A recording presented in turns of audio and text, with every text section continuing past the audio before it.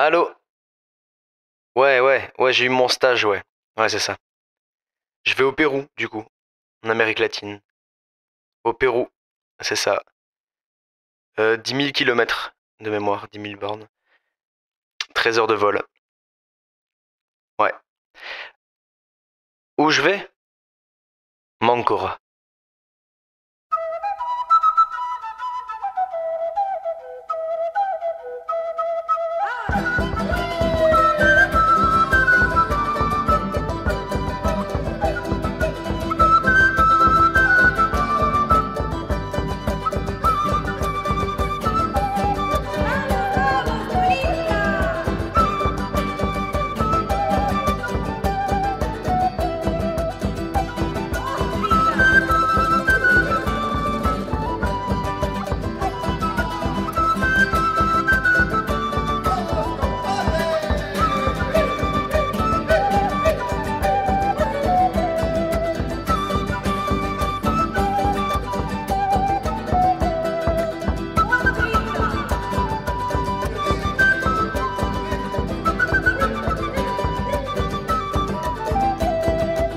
Donc ça c'est la cuisine, là où on fait la manger.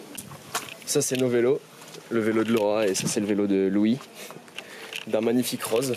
Gracias amigo. Bien, bien. Ça c'est Tim, c'est un instructeur en fait. Nous on habite dans ce qu'on appelle une quebrada. C'est en gros le nom qu'on donne à une rivière asséchée. Ah, il n'y en a pas trop des taxis voitures comme ça, souvent c'est des taxis genre comme ça.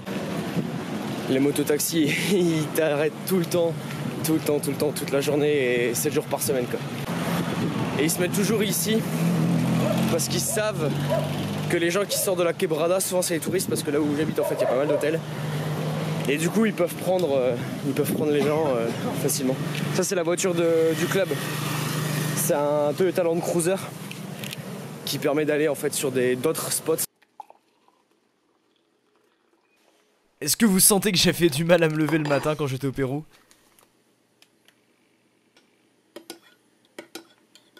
Heureusement, j'avais du très bon café pour me réconforter. Mancora, c'est un village de pêcheurs à la base. Mais avec la démocratisation des sports de glisse, beaucoup de personnes ont découvert ce spot. Et c'est donc devenu un village de pêcheurs et de surfeurs. Et franchement, la vague est vraiment sympa. Même sans trop d'expérience, tu peux facilement apprendre dessus. Et si tu touches déjà pas mal en surf, eh ben il suffit d'attendre un bon swell pour te faire plaisir. Comme lui par exemple. Mais à la limite le plus beau dans le surf, c'est pas vraiment le surf. C'est tout ce qui gravite autour. Par exemple, je trouvais ça génial de me lever à 5h du matin pour aller surfer, alors que je savais même pas bien surfer. Ce que j'adorais c'était pas ça, ce que j'adorais c'était les couchers de soleil. Le soleil tombe dans l'eau, derrière les bateaux de pêche, et toi t'es sur ta planche à contempler ça. Et tu te rends compte que c'est magnifique.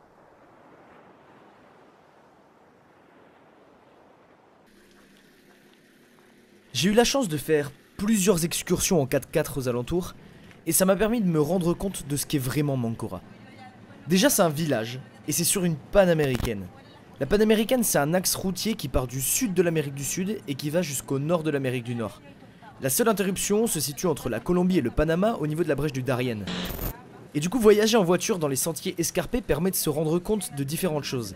D'abord il y a beaucoup de camions, et ensuite au nord du Pérou, il y a de nombreuses installations pétrolières. On peut voir des pompes comme dans les films américains, et des petites plateformes pétrolières au large.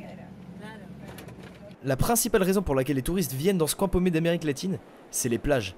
Sans déconner c'est magnifique. On peut y faire du paddle, on peut y faire du kite, du surf. J'ai même vu du wakeboard une fois à la fin de mon séjour. Beaucoup de gens visitent Mancora, ne bougent pas de Mancora. Mais c'est un tort, car les plus belles plages, il faut aller à leur rencontre. Elles sont sauvages. Bon, je sais que parmi vous, il y en a quelques-uns qui veulent absolument me voir faire du kite. Mais pour faire durer le suspense, je vais mettre une vidéo de mes pieds qui dansent sur le toit d'un 4x4.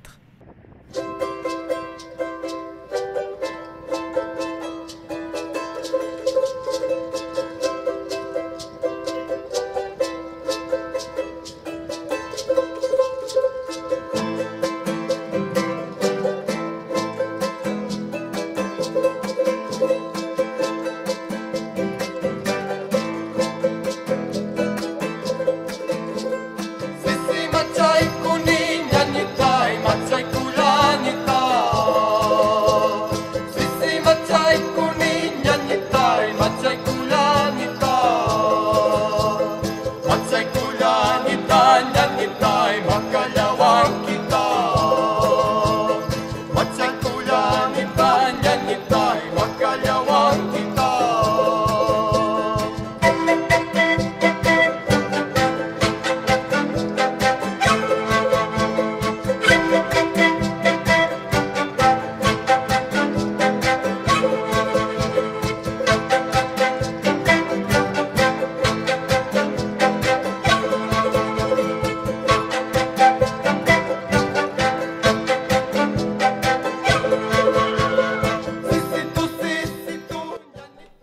Je sais.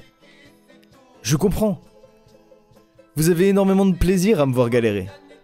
Vous inquiétez pas, c'est que le début. Le kitesurf donc. Ce sport est génial. Déjà, il te place entre les éléments. L'air, l'eau. Quand tu kites, tu évolues dans la nature comme si tu en faisais partie. Et en plus de ça, tu ressens des choses. Il suffit de voir la banane que j'avais la première fois que j'ai pris une grosse vague de face. J'avais la sensation de planer. Le kitesurf a dicté ma vie pendant 4 mois. C'est énorme. Vers la fin, honnêtement, je commençais à pas trop mal me débrouiller. Croyez-le ou non, c'est la seule session dont j'ai des images. Je vous jure, le kitesurf, c'est comme l'héroïne. Il suffit d'une seule fois pour devenir accro. Ok, je suis pas sûr pour la comparaison, mais bon.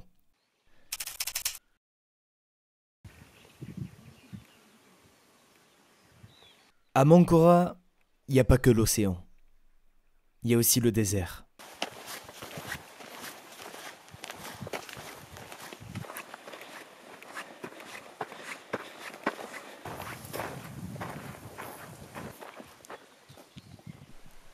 Et au milieu du désert, il y a les Pilares de Agua. Un endroit secret où j'ai eu l'impression d'être revenu en Ardèche.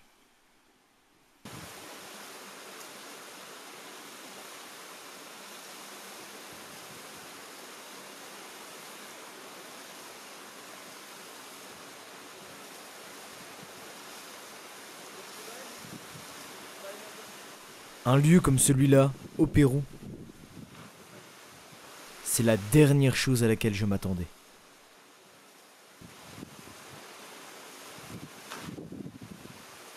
Après avoir barboté au milieu de nulle part, on s'est remis en route. Le retour m'a paru si simple. C'est logique, puisqu'à l'aller nous marchions pendant le pic de chaleur et sans chaussures adaptées.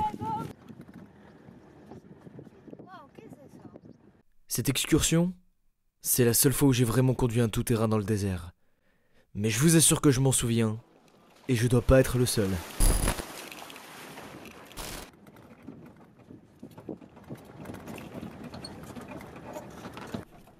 Et puis un jour, Laure me dit « Ça te tente d'aller voir les baleines ?» Il faut que je vous parle des baleines. La baleine, c'est un animal qui dégage une aura vraiment particulière. Il y a une sensation de plénitude qui t'envahit. Leur simple présence t'oblige à faire preuve d'humilité. Le sentiment que j'avais était un mélange de fascination et de profond respect.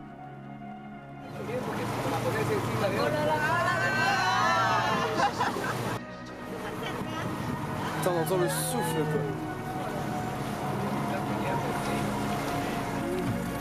Oh, le bruit c'est génial je trouve.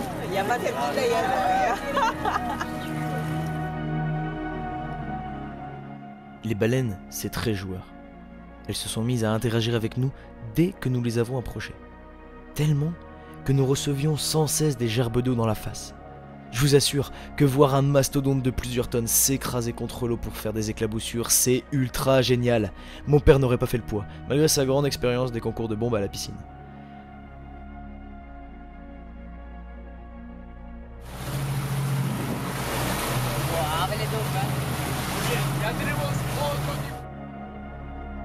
Dans le bateau, nous voguions autour d'elles, fascinés par leur réaction, jusqu'à ce qu'elles plongent dans les profondeurs du Pacifique, sûrement gênées par notre présence. C'est ce que j'avais cru, jusqu'à ce que l'une d'elles surgisse de nulle part après plusieurs minutes de disparition sous-marine. Cette baleine nous a donné droit à l'un des plus beaux spectacles que la nature puisse offrir. Un énorme saut, juste en face de moi. Trop rapide pour que je puisse l'immortaliser, mais assez long pour que l'image reste gravée dans le marbre de mon esprit et tourne en boucle à l'infini et au ralenti. Après plusieurs dizaines de kilomètres en compagnie de ces reines des mers, nous avons dû rebrousser chemin. Mais ce petit moment, infime en comparaison de la distance qu'elle s'apprêtait à parcourir, reste pour moi gravé comme le jour où j'ai rencontré les baleines. Ah oui, j'ai aussi fait la connaissance des tortues vertes. J'ai nagé avec, je les ai touchées, attrapées. Du fait que les Péruviens les nourrissent, nous pouvions facilement les approcher. C'est pas aussi impressionnant que les baleines, mais ça reste hyper amusant. Parce que quand elles respirent, elles font des bruits chelous.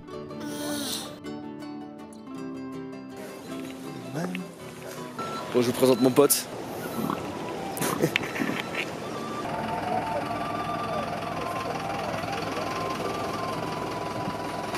Les bus, ils ouvrent leur moteur pour que le moteur capte plus d'oxygène parce qu'on est tellement haut en altitude que sinon les moteurs ils étouffent en fait.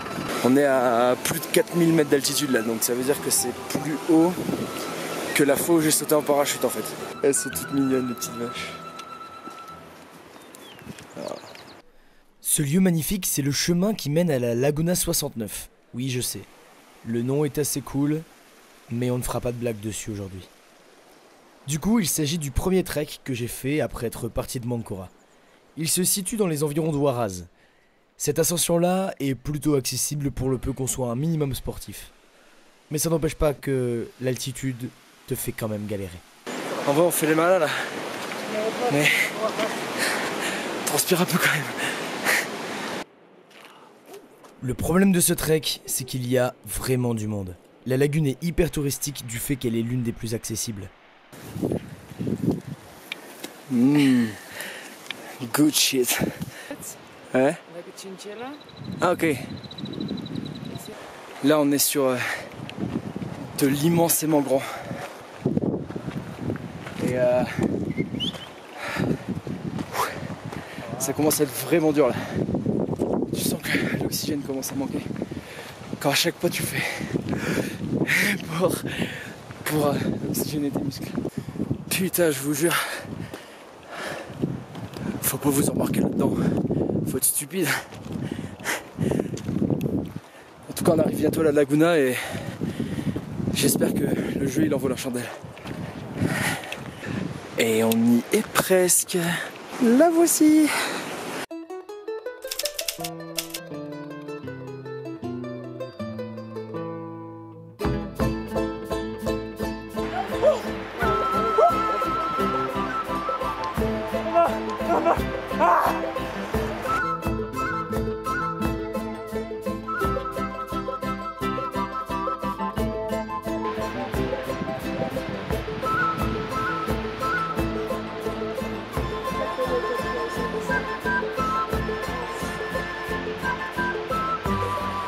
La fameuse Laguna 69. C'est d'un bleu magnifique. Le ciel vient de nous donner un peu de soleil et ça mon gars. Il est trop pur ici, je tousse. J'arrête pas de tousser. Bon, je vous montre un truc marrant. J'ai acheté de l'eau gazeuse sans le faire exprès. Et à cause de l'altitude, elle arrête pas d'être en ébullition en fait. Oui, aujourd'hui, j'ai mangé des sandwichs. Et à mayonnaise, jambon, fromage. Sauf que regardez, il y en a un qui a explosé dans mon sac.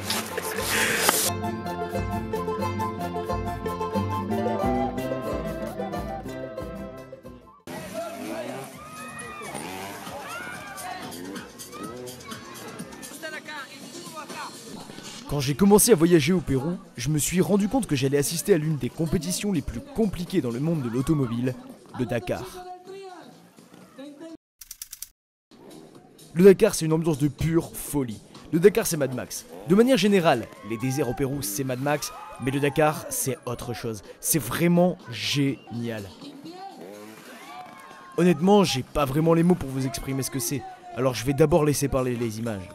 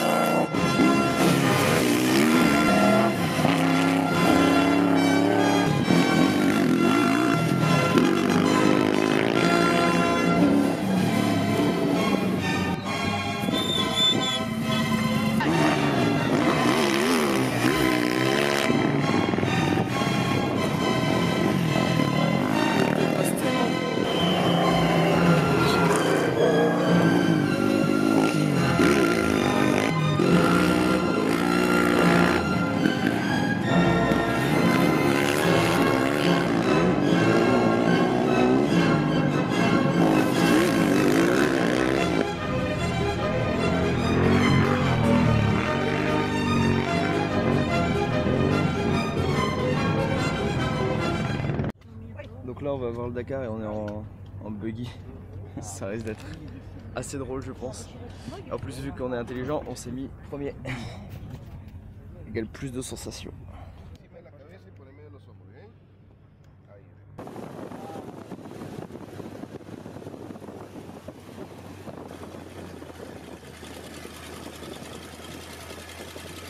C'est le seul endroit où tu verras un jour des motos, des quads, des buggy, des 4x4, des camions qui roulent ensemble à 200 km/h dans des déserts de sable où normalement t'as même pas de route. C'est n'importe quoi.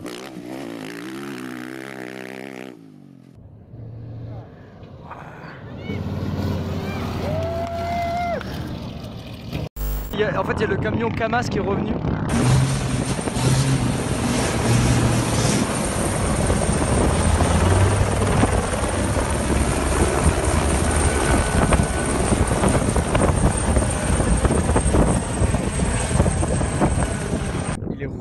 Il est revenu dans un sens, filmé par l'hélico. Et je pense qu'il avait loupé un checkpoint. Et là, il est juste, genre, il est arrivé là. Et face à moi, j'ai fait là. On a failli crever quoi. C'était trop. Genre. Waouh!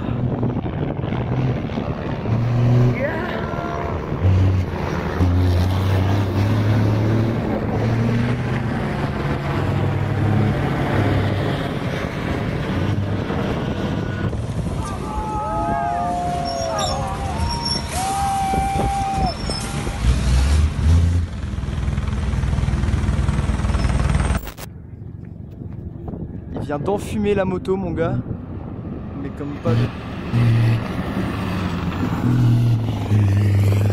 Mec, regarde.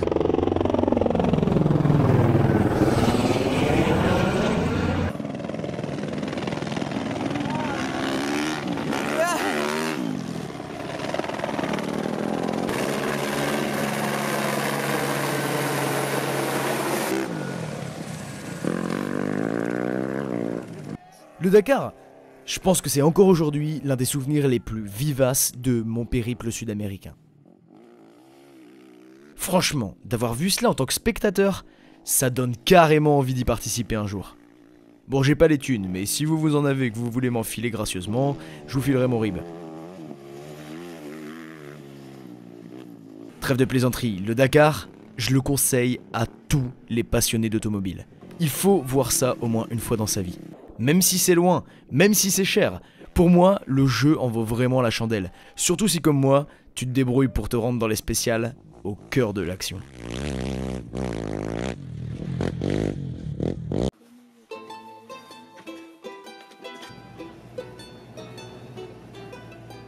Le voyage, c'est beaucoup de transport. Des bus, des vannes, des taxis, souvent pourris. Comme celui que j'ai pris avec James et Max aux environs de Huaraz. Hey, what's up? Le voyage est tout aussi important que la destination. Et en l'occurrence, nous n'attendions pas grand-chose de notre destination lorsque nous avons entamé le trek de Churro.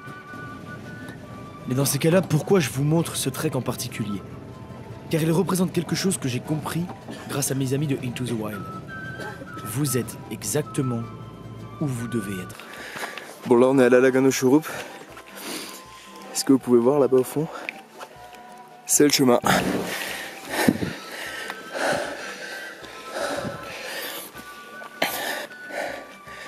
Putain. C'était nettement plus dur déjà au départ que la Lagano 69. J'ai l'impression que c'est que des marches sur toute la côte. Imaginez un escalier qui fasse genre 1 km de long et avec une pente à ouais, plus de 10% quoi. De ce que je vois, je crois qu'on va attaquer une deuxième partie un peu hardcore. For fuck's sake. How do you feel guys? Good. Okay, yeah, not bad. And you? I'm fine. Good, good. Yeah. Ça y est, on y est. We did it guys! Le temps qu'on mange, enfin j'ai mangé vite fait 2 sandwichs là, ça fait 10 minutes qu'on est là. James commence à nous dire, c'est quoi que la vue n'ait pas été aussi cool que ce qu'on l'espérait. Les nuages se sont barrés, regardez ce qu'on a. Ça c'est la neige qui arrive. On voit plus rien, on voit plus l'endroit où on est passé. Je pense qu'on va se taper la neige sur la redescente, ça va être bien sympa. Mais pour l'instant, on est dans un petit trou.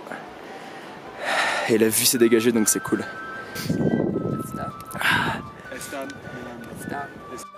En haut du mirador de Chorup, pendant une tempête de neige, le ciel nous a donné 10 minutes pour que nous puissions voir ce que nous étions venus voir. Ce jour-là, pendant ces 10 minutes précises, j'étais exactement là où je devais être.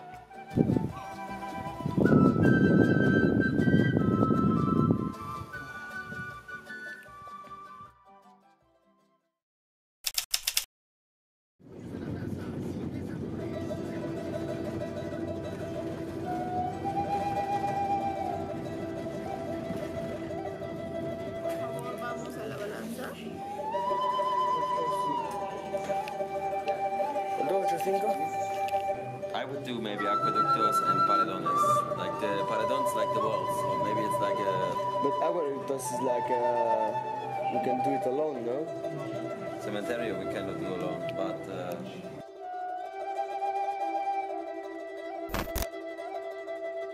okay. Voilà.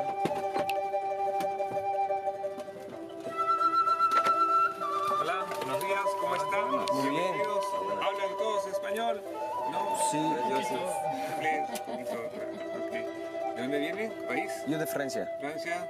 Brasil. Francia. Alemania. Alemania. Canada. Canadá es? Center. Center. Okay. Hello, welcome aboard once again. My name is Carlos, your pilot. Remember, fasten your seatbelt, very relaxed and enjoy the flight. Okay? Please put in the headphones. Sí.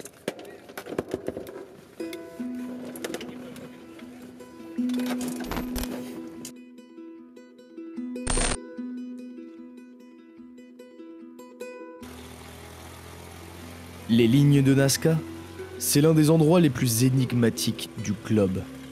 Il s'agit de dessins, ou plutôt de géoglyphes, tracés au milieu d'un désert rocheux grâce à une technique d'abstraction de pierre. Ces géoglyphes ont été tracés selon les estimations entre l'an 200 et l'an 600.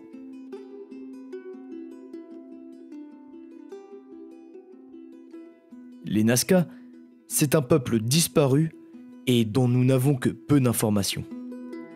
Je pense que si les complotistes ont un fantasme, il est à Nazca.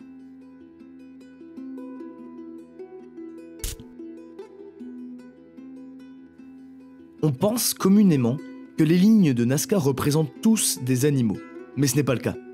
Il existe également des formes simples, telles que des triangles ou des spirales. Malgré tout, les formes d'animaux sont les plus impressionnantes.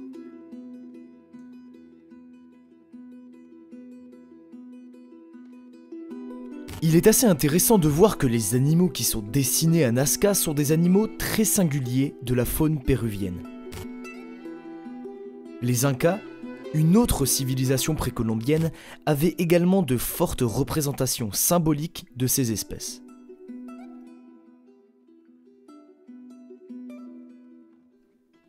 Je pense particulièrement au condor. Cet oiseau majestueux traverse les époques comme un véritable symbole des Andes. Et encore aujourd'hui, les Péruviens sont très attachés à sa présence dans les montagnes andines.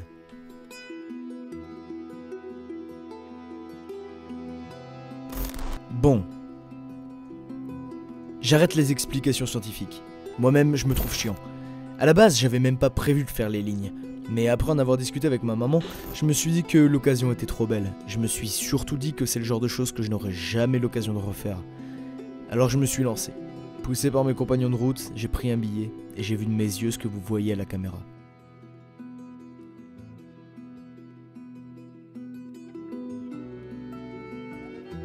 Les lignes de Nazca, c'est unique au monde. Ça fait un peu penser au crop circle, d'où le fait que les adeptes des théories extraterrestres adorent ce lieu.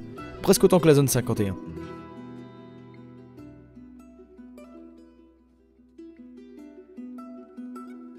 Ce qui est sûr, c'est que quand tu vois que des mecs en l'an 600 avaient assez de talent pour créer des symboles qui sont encore là, un millénaire plus tard, tu te dis, et moi, je fais quoi dans tout ça?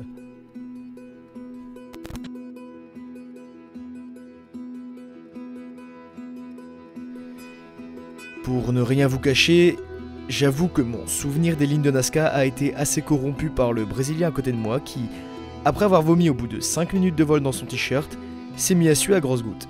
Ces gouttes, je les ai reçues dans le visage et dans la bouche et elles ont mis à mal la résistance de mon estomac. Mais j'ai tenu, sans faille, durant l'intégralité du vol. Et j'avoue que j'en suis fier. Bon, si vous voyez ma tête, je suis carrément pas bien, mais c'est pas grave, ça, on cache.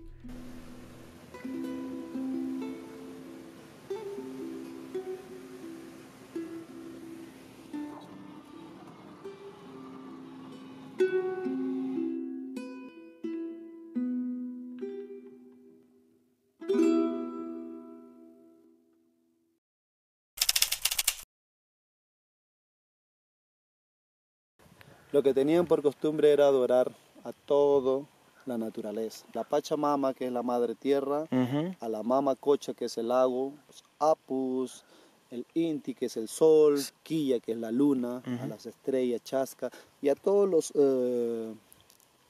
los astros. Yo, por ejemplo, soy muy respetuoso con la naturaleza. Cerro Blanco, yo soy agradecido, soy prácticamente el hijo de Cerro Blanco, porque mi oficina de trabajo es aquí. Es aquí, sí, claro. Entonces, por ese respeto, por esa conexión que yo tengo con la naturaleza, siempre pido un permiso para ingresar a sus dominios de esta duna. Se pide bastante con fe para que nos proteja. Claro, que claro. No nos pase nada malo. Lo que yo pido siempre es que esto ya es para el Cerro Blanco, lo que voy a decir.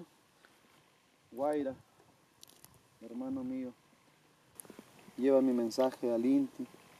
Pido que el Inti no queme, no sea sofocante hoy día.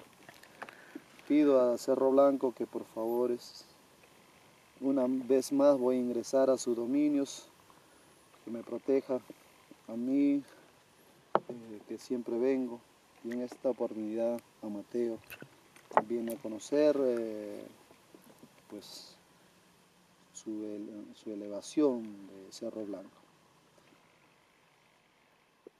Espero no tener complicaciones. Sabes lo mucho que respeto a la madre naturaleza. Por favor, Guaira, lleva este mensaje.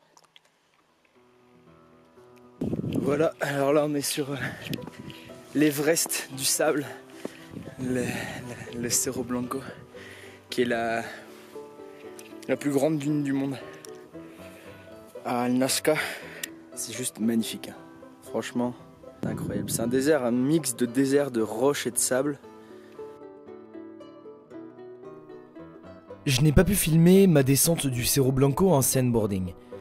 En revanche, j'ai des images du même sport près de l'oasis de Huacachina. C'est ce que vous voyez à l'écran. C'est vraiment super fun. Surtout quand c'est tes compagnons de route qui mangent le sable et pas toi. Et vous n'aurez pas la chance de me voir me ridiculiser car honnêtement, je me suis plutôt pas mal débrouillé.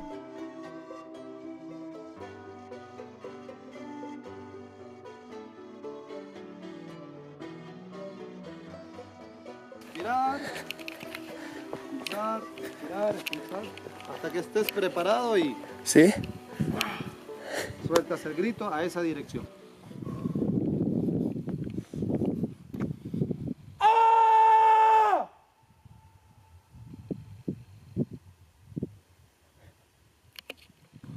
¿Puedo hacerlo una vez más? Claro.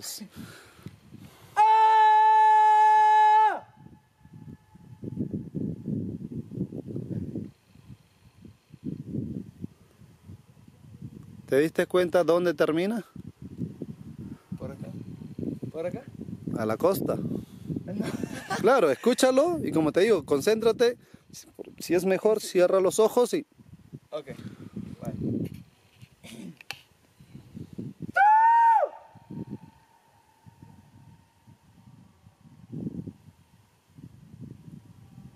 Sí, claro, va como esto. Acá puedes gritar el nombre de tu amor. Sí. Puedes gritar el gol que nunca hiciste en tu vida. No gritar cualquier cosa, pero es expulsar, Sí, claro. liberar. Eso se trata, liberarnos.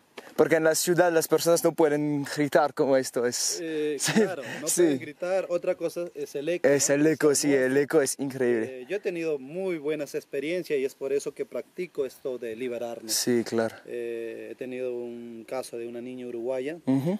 que tenía 14 años, venía con su tía de 41 años, sí, 41 años. Recuerdo mucho esta historia porque me impulsó, me motivó a hacer este tipo de actividad aquí. Cuando veníamos la niña no hablaba mucho, era ¿Sí? muy callada, entonces, ok, todos tenemos una personalidad, ¿no? Ujú. Entonces con la tía sí era alegre, reíamos, conversábamos, muy bien. Llegamos a este punto, le expliqué lo que teníamos que hacer, la tía lo hizo, le dijo, hazlo, y la chica dijo, no. Ok. Nos fuimos, caminamos algo de 10 minutos, serían pues unos 100 metros. Ujú. Y la chica dijo, quiero hacerlo, tía. Ok, bueno, ya había pasado el tiempo, pero Sí, claro. dejamos las cosas ahí, retrocedimos, venimos acá, porque si gritas allá no sale el eco. Sí, claro, es el mejor Buscar. punto para hacerlo. Sí, ahora te debes de imaginar cuántas veces he gritado para encontrar el mejor punto. Entonces se venía como loco gritando en diferentes sitios y este fue el mejor punto que encontré para gritar. Ujú. Volvimos acá y la chica nos tomó como 10 minutos y no gritaba. Sí. Y bueno, dije, de repente es tímida y me fui por allá. Sí, te fue porque Sí, estás grita, solo. Grita, le digo, grita, tú puedes hacerlo. Cuando gritó, la palabra que gritó fue mamá, papá, y después cuando regresé, ellas lloraban, las chicas lloraban y bueno, me conmovió porque después me dijo que hace un mes había perdido su mamá, Su madre, papá, sí. y era chocante, ¿no? Entonces, pero es una cosa que me motivó a Sí, seguir haciendo, claro, porque claro. esto te toma tiempo. Si yo Sí. vengo con 5 personas, las 5 gritan Sí. y te toma tiempo. Sí, claro, claro. Entonces, los guías quieren llegar temprano a Nazca, Sí. quieren hacer otro trabajo Ujú. o no estar mucho en el sol. Pero a ti yo te disfruto gusta, lo que sí, hago. sí, claro. Disfruto lo que hago, entonces para mí no hay problema. Este es mi trabajo, este también lo hago con mucho cariño. Vamos a gritar un nombre. Yo voy a gritar un nombre. ¿Sí? Va para ti, ¿eh? Sí, bueno, bueno. ¡Kate!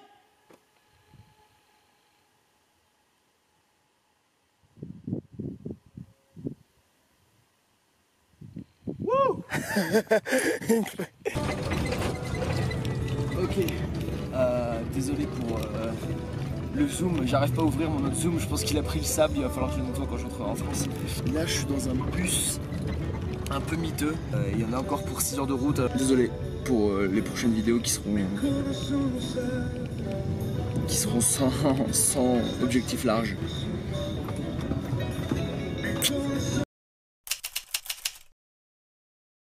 Des fois, ouais, je trouve des trucs trop énormes.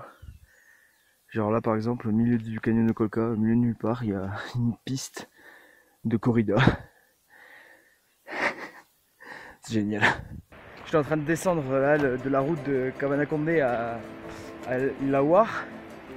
Et je pensais qu'il y avait un feu qui avait été mis au bord de la rivière. En fait, non. Je sais pas si vous voyez, c'est un geyser. Et il y en a un autre juste ici. Et là c'est le pont. Là c'est le pont pour les voitures et là c'est le pont pour les piétons. Et après on remonte et on va par là. C'est magnifique, putain. Moi je viens de là-haut. Bon en vidéo ça le fait pas, mais je vous jure qu'en vrai c'est impressionnant. Les eaux thermales de Yawar, là où est-ce que je vais normalement. Je savais même pas qu'il y avait des eaux thermales au début, je l'ai su hier seulement. Mais les eaux thermales apparemment elles sont fermées à cause du débit d'eau. Et quand on voit ça, ouais, on peut comprendre. On peut comprendre.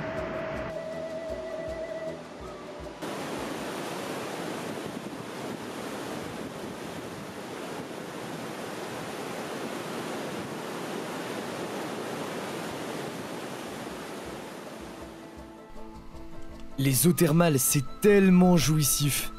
Normalement, elles n'étaient pas ouvertes, mais bon, ça aurait été con de se priver. Sachant que c'est vraiment trop cool d'être dans un bain à 39 degrés, alors que la rivière juste à côté est à maximum 14. Il y a vraiment un truc de fascinant là-dedans.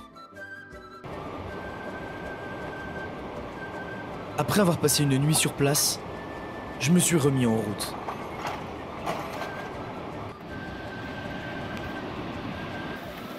Je me suis fait un petit pote ici. Alors, vous voyez ici, c'est tout ce que j'ai fait hier, la descente. En fait, on atterrit, donc ici il y a un pont derrière la montagne, et là, c'est la route. Ensuite, ça descend là. Et après, on rejoint la route comme ça.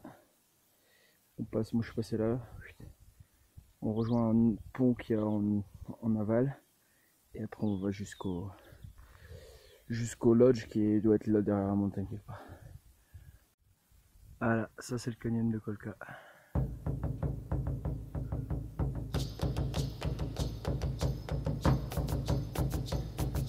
Là il y a un bus.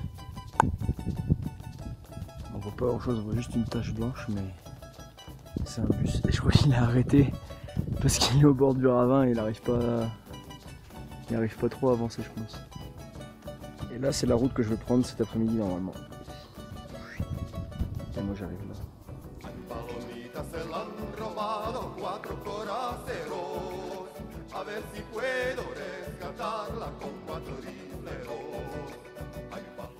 Si ça fait kiffer des gens de me voir galérer,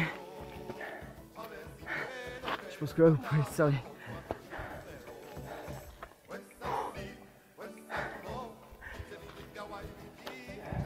Plus à faire une vidéo droite quoi.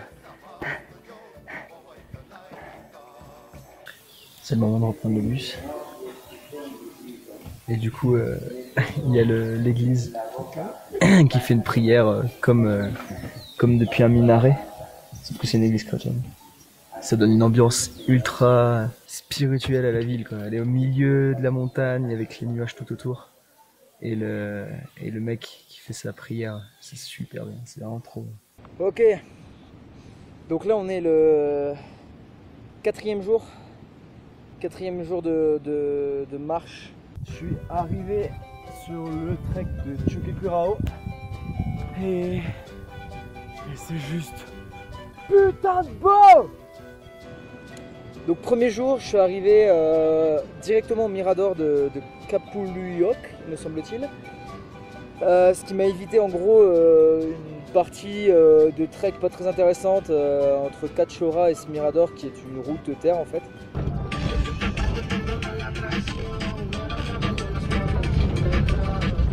Ah, je suis venu tout seul aussi. J'ai pas pris de guide. J'ai menti. J'ai commencé directement par là. Dans les premiers mètres, j'ai vu un condor, donc j'étais là. Oh, ça commence bien.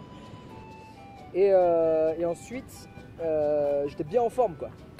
C'est-à-dire que ouais, la descente c'était 12 km et demi, non 10 km de descente et je crois 2 km et demi de montée, un truc comme ça. Et ouais, la descente ça va, hein. C'est pas le plus gros de mes problèmes. Hein. Par contre, quand il s'agissait de monter, là c'était pas la même chose. Là je galère.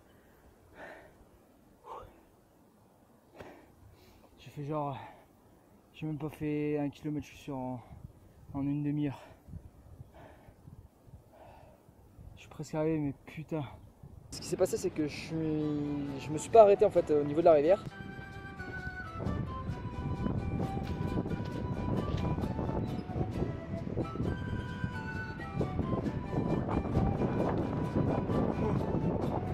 Comment ça bouge!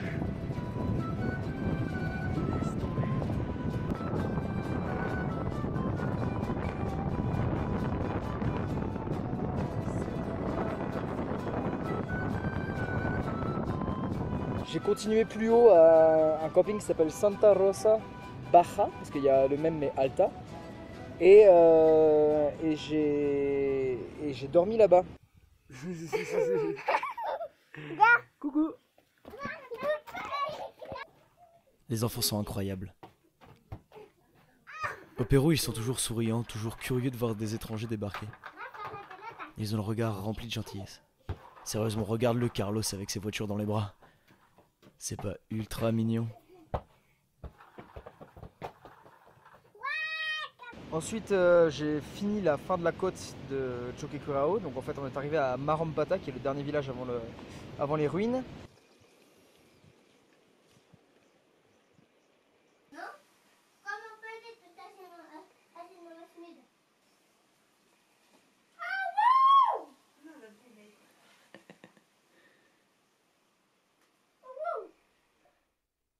Ok, vous venez de faire la connaissance de celui qu'on appellera Pedro.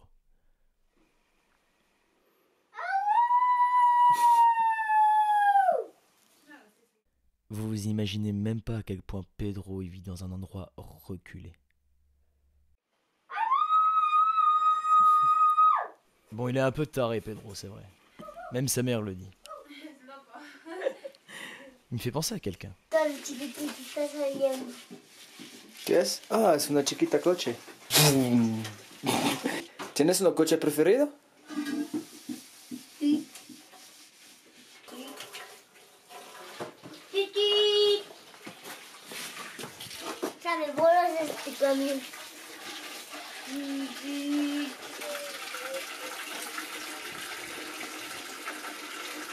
Et on s'est retrouvés à 4 à manger.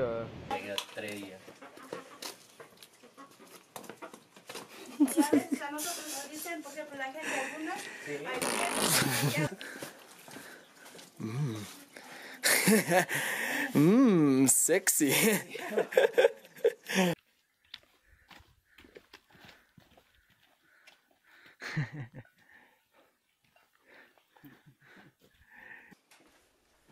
À ce moment-là, on touchait au but.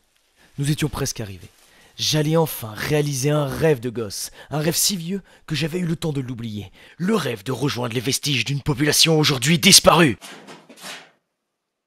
À ce moment-là, j'entrais dans la civilisation perdue de Choquequirao. Ou comme disent les Incas,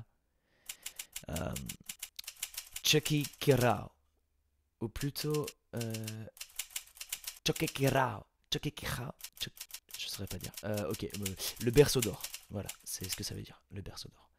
Vas-y Pedro, lance la musique.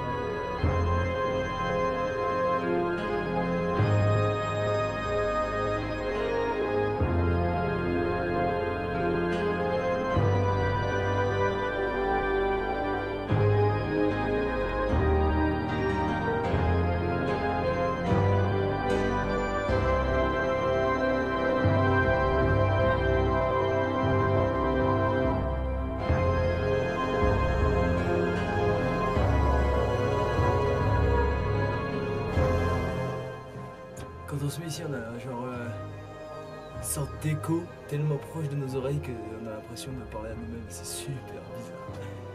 C'est trop bizarre. Mayday, mayday. God, can you hear me? En fait, ça servait apparemment pour parler aux dieux.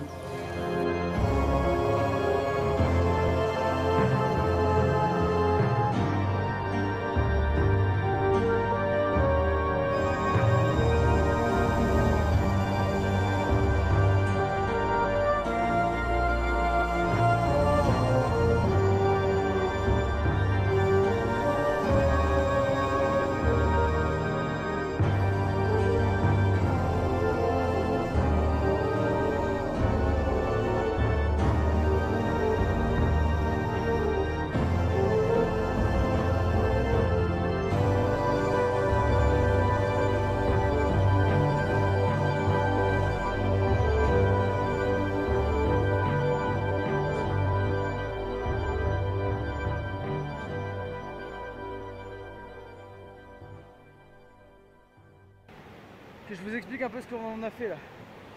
Je suis avec Sébastien, un gars que j'ai rencontré sur le chemin de Choquequirao, et on voulait tous les deux aller continuer jusqu'au Machu Picchu. Le truc c'est que c'est la saison des pluies et du coup c'est fermé. Personne voulait qu'on y aille en fait. Il y a le garde de la réserve qui a dit que c'était pas possible de traverser la rivière parce qu'elle était trop haute. Il y a plusieurs personnes chez qui on a mangé qui nous ont dit que des gens avaient dû revenir sur leur pas pour traverser parce qu'ils n'arrivaient plus traverser la rivière. Et ben nous on l'a fait. Non sans peine mais. Donc là on est encore à 2 jours de marche de la première ville avec une route en terre et c'est pour demain et après-demain du coup.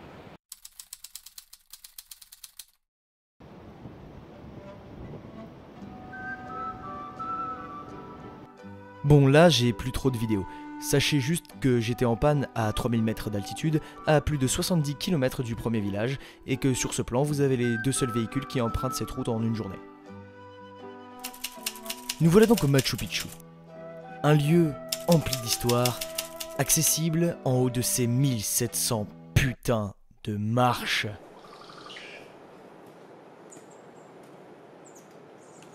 Au moins, on a la conscience tranquille. On n'a pas été en bus comme des gros moutons, on a sué quoi. On a mérité notre Machu Picchu. Faut savoir qu'il est à la limite entre l'altiplano et la forêt amazonienne, et c'est perceptible principalement dans l'ambiance sonore du lieu. Écoutez.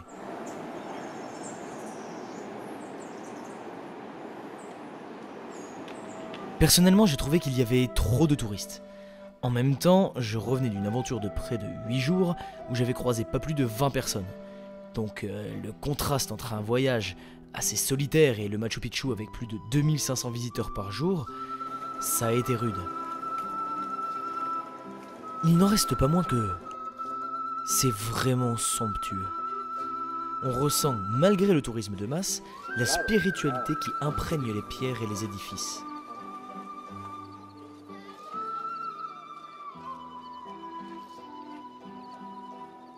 C'est aussi l'un des seuls endroits où j'ai pu voir des lamas, ce qui est une petite déception pour moi. Je m'attendais à en voir gambader dans les plaines à l'état sauvage, mais je ne suis juste pas resté assez longtemps dans les hauts plateaux péruviens pour avoir cette chance.